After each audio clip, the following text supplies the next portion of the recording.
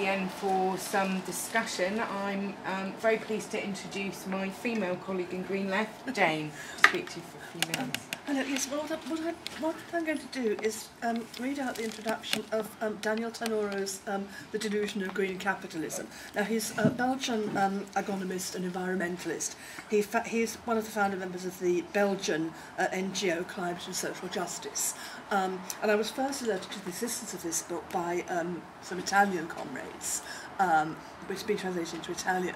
And so I thought, well, it's high time we had an English version, so I am in the process of translating it. Hopefully the publication will come out before the end of the year or early in January. But I'm just going to, I mean, he's revised quite a lot of it, so all I'm going to do now is read out the introduction, where obviously he sets out all the ideas he's going to discuss in greater detail in the book, and it's kind of full of charts and tables and things, which is why I'm taking it rather slowly, because I want to get it right. Now he starts off by saying, on the one hand, 3 billion human beings live in conditions lacking in human dignity. Education, health, energy, water, food, mobility, housing. As individuals, their needs are modest, but in total they're huge. It's impossible to satisfy them without increasing material production. This leads to the conversion of resources taken from the environment. 80% of energy currently consumed is derived from fossil fuels. That's to say it's a source of greenhouse gases. On the other hand, 200 years of productivism have brought the climate system to the brink of collapse. In certain areas, small island states, the Arctic regions, the arid zones, mountain valleys where the water flow is disrupted by melting glaciers, the tipping point has already been reached. In order to prevent climate change spiralling out of control and affecting hundreds of millions of people, greenhouse gas emissions must be drastically reduced. How can the climate be stabilised while at the same time recognising the legitimate right to development of those who have nothing or very little, and who are at the same time the main victims of global warming? This is the problem for the century, for the 20th century and even more than the 21st century. Now, this is where his argument gets going. According to neoliberal governments and big business, the market economy could solve the problem. Their solution would be not to slow down the economic machine, but to revive it. In order to reduce carbon emissions to manageable proportions, all that would be needed would be to put a prohibitive price on carbon.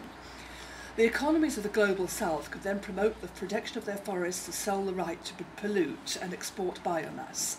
With the proceeds, they could then buy technologies appropriate technologies from northern businesses, which would reduce unemployment in developed countries. But in reality, the virtuous circle only exists in the imaginations of its creators. Firstly, the argument is weakened at the outset because the powerful fossil fuel lobbies and sectors which depend on them refuse to pay the bill. Although the monopolies have been forced to admit the necessity of a reduction in the output of oil, they're demanded to be allowed to organise this as they see fit at a speed of their choice, and with them maintaining control of energy production in order to protect their enormous profits. But this demand is incompatible with the need for a very rapid transition. With all due respect to the emulators of Adam Smith, meeting the deadline set by climate science is impossible unless the investments essential to the formation of a new, efficient energy system based on renewables are planned without reference to the costs.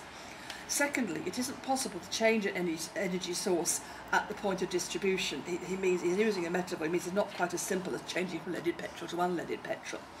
A new system of production and distribution is needed. It will require huge investments to set up the new system and generators of supplementary emissions.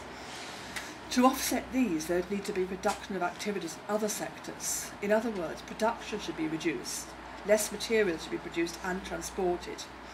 It's impossible to meet this challenge within the framework of a mode of production in which each investor is seeking to replace workers with more productive machines in order to gain an advantage over the competition. The system's bulimic consumption of energy derives from its logic of unlimited accumulation, which is the main cause of the ecological crisis and the climate crisis. The problem is structural. The solution is therefore very far from being a technological one. Admittedly, the practical challenges to be met are very complex, but there's no reason to believe that problems are insoluble. Economic energy reserves are considerable, and the technological potential of renewables would meet the demands of humanity 10 times over. The impasse is therefore social, not physical. The basis of the problem is political. In the final analysis, the choice we're faced with is dramatically simple. Either the sphere of capitalist production is drastically reduced, and it is possible to impose maximum limits on the damage caused by global warming while guaranteeing the quality of life for everybody, based exclusively on renewable energy, from the perspective of different type of society. Or we can continue with the capitalist logic of more and more frenetic accumulation.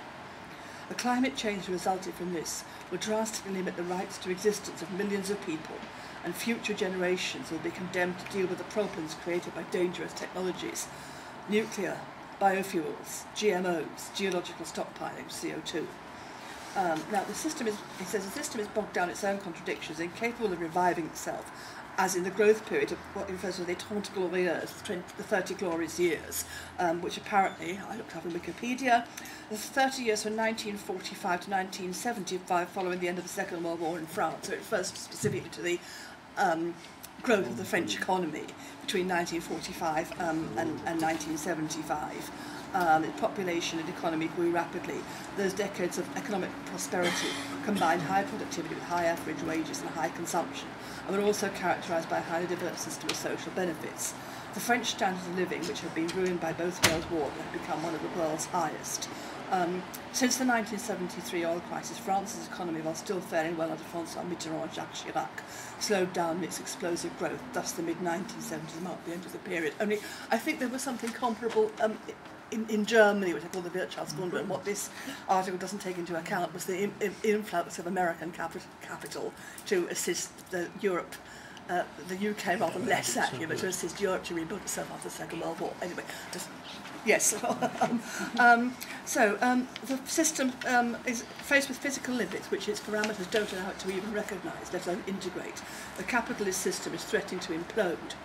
At the same time, is suspending a sword of Damocles above the heads of vast numbers of men and women, most of whom have only very, very insignificant responsibility for the climate crisis. Now, she's asked me to sort of compress it a bit because I'll try and sort of, put the next few paragraphs into just one. But far-reaching structural changes are essential. They involve not only redistribution of wealth, but more fundamentally redefinition of social wealth. What goods and services do we need? What should we produce? How and in what quantities should it be produced? Who decides? Now, those of you who've been present at my previous presentations may know that these questions were asked by William Morris 150 years ago, and the second time we contrived to introduce William Morris into the discussion. But there were exactly the questions that William Morris was asking in his socialist writings. What will the consequences of our choices be? How will we manage them? And what chance will we have to change if it transpires that we were wrong? In the final analysis, the response to these decisive questions always comes up against the same obstacle: the freedom for capitalists in competition with each other to invest and produce more and more, when they want, what they want, how they want, in the service of their profits, force-feeding those who have the means to become consumers and letting everyone else go ham. And there's just one more thing that he which I actually think is quite important. Gurus who spend panic in the hope of putting a green spin on Malthus, in other words, the overpopulation myth, without anyone noticing, are only too happy about global warming. There is a worrying number of these so-called philosophers who seem to find it easier to challenge the right of part of humanity to exist than to challenge capitalism. The impact of their reactionary ranting should not be underestimated, because they are beating a path to the highest level of the ruling class, who have no need of any concept of conspiracy. The logic of capitalism itself indicates the possibility of a barbaric outcome, and then he goes about the need of eco-socialism.